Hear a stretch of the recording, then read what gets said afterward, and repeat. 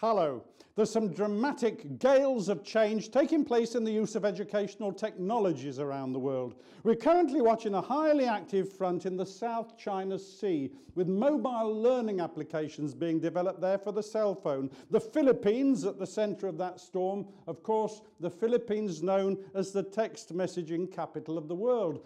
Mobile learning storms also centering over the high-tech nations of East Asia. That's Hong Kong, Taiwan, South Korea. The cell phone, very much the medium of choice in that part of the world, generating massive floods of domestic usage in East Asia, though relatively little content being produced there for education.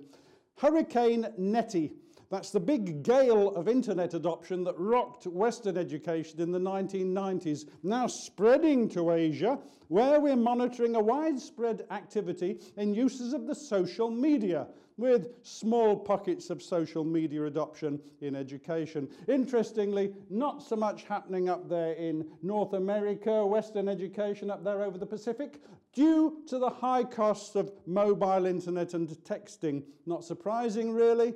Economic recession, lack of innovation, those two always related, of course.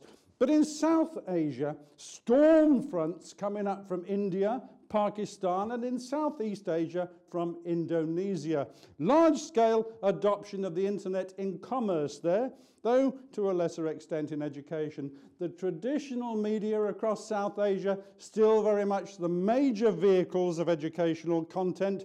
Similar change patterns occurring in China and Japan. So we're seeing a very fractured picture of educational media across the world at present, with different pedagogical approaches all over the map. The big question for the forecasters is whether or not these storms of change can be harnessed in the development of solid educational content for the new media, or whether the promise of online learning, mobile learning, etc. will just fade away, as has happened with so many other educational media in the past. Will education in Central and South America and in Africa follow the North American approach or the Asian approach? Well, that's a good question, and we'll be looking into it for you. And that's your forecast. Bye for now.